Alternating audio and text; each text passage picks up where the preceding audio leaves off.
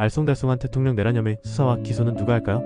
원칙적으로 대통령은 재직 중 형사소추를 받지 않지만 형법 제87조 내란죄나 외환죄에 해당할 경우에는 재직 중에도 형사소추, 즉 기소가 가능합니다.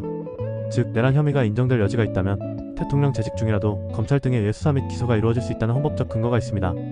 그렇다면 누가 이 사건을 수사할까요? 먼저 경찰과 검찰의 수사, 기소 권한에 대해 알아보죠. 형사소송법에 따르면 검사와 사법경찰관은 수사와 공소제기에 협력해야 하며 공소를 제기하고 수행하는 권한은 검사에게 있습니다. 전통적으로 내란죄와 같은 국가안보, 헌정질서 관련 범죄는 경찰이 초동수사를 맡고 검찰이 지휘하거나 필요할 경우 직접 수사에 나섭니다. 그리고 최종적으로 기소 여부를 판단하는 기관은 검찰이죠. 개정된 검찰청법 제4조에 따르면 검찰이 직접 수사를 개시할 수 있는 범죄는 크게 세 범주로 제한됩니다. 이 범주에 내란죄가 포함되지 않아 원칙적으로 검찰이 내란죄를 직접 수사하기가 쉽지 않다는 해석이 가능해졌죠. 다만 다목에 따라 경찰 공수처 공무원이 내란에 관여했거나 다른 범죄의 부패범죄 수사 중에 내란죄를 직접 관련 범죄로 인지한 경우에는 검찰이 사건을 개시할 여지가 있다는 견해도 존재합니다. 내란죄는 헌법 질서를 전복하는 극히 중대한 범죄이므로 현실적으로 검찰이 전혀 관여하지 않고 경찰만으로 진행하기 어렵다는 의견이 있습니다. 헌법 제84조가 대통령의 내란 혐의 소추를 명시적으로 허용하고 있다는 점, 그리고 국가안보 사건이 전통적으로 검찰공안부에서 다루어졌다는 점을 들어 실무상 검찰이 경찰과 협력해 수사하거나 직접 수사를 담당할 수 있다는 해석도 존재합니다. 또한 부패범죄의 뇌물수수, 직권남용과 내란죄가 한 사건에서 불가분적으로 연결되어 있다면 검찰은 부패범죄에 대한 직접 수사 권한을 근거로 전체 사건에 착수한 뒤 내란 혐의까지 함께 규명할 수 있다는 주장이 있습니다. 이러한 수사 방식이 검찰 수사 범위 제한의 취지와 충돌한다는 비판도 있습니다.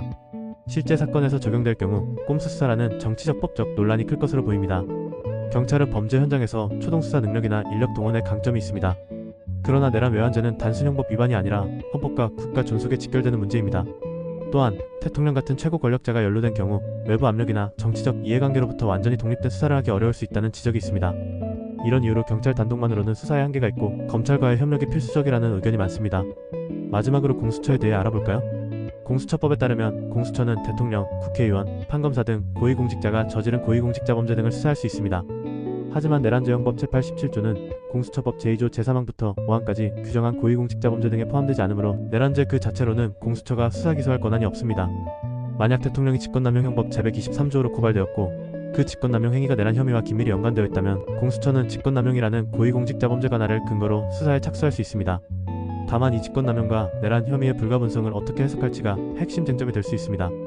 그러나 만약 내란죄와 직권남용이 불가분으로 연결되어 있다고 인정된다면 중대범죄 내란에 대한 예외 규정을 적용하여 어느 정도 수사가 가능하다고 보는 해석이 있을 수 있습니다. 실제로 이렇게 적용할 경우 재직 중 대통령은 내란, 외환죄가 아니면 형사소추 불가라는 헌법 제84조 문구와 어떻게 조화시킬지 논란이 생길 수 있습니다. 궁극적으로는 법원 혹은 헌법재판소에서 해석이 필요할 여지가 큽니다. 정리하자면 1. 대통령이라 해도 내란죄에 해당한다면 헌법 제84조 예외로 재임 중 수사와 기소가 가능합니다.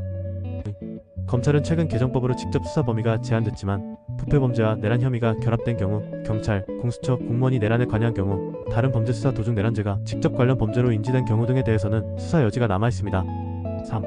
경찰은 대규모 인력 동원과 초동수사 능력이 있지만 헌정질서가 걸린 사건에서 단독으로 수사를 맡기엔 한계가 있을 수 있습니다. 4. 공수처는 내란죄에 대해서는 관할이 없으나 직권남용 등 고위공직자 범죄를 통해 일부 관여할 가능성이 있습니다. 결국 이러한 사건이 실제로 발생한다면 경찰, 검찰, 공수처 간의 권한 범위와 사건 이천 문제 그리고 헌법 해석의 핵심 쟁점이 될 것입니다. 오늘 영상이 대통령 내란 혐의와 관련된 수사 구조를 이해하는 데 도움이 되셨길 바랍니다.